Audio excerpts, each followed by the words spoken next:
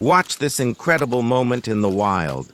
A leopard climbs high into the tree, This is the advantage carrying of being its a prey true to big keep it cat, safe from equipped other with predators retractile like claws. lions and The leopard is an hyenas. excellent climber. Leopards are By powerful hauling her prey climbers, onto a tree branch, and they often she keeps it store out of the their scavenger's food in reach. trees so they can eat in peace without having to fight for it.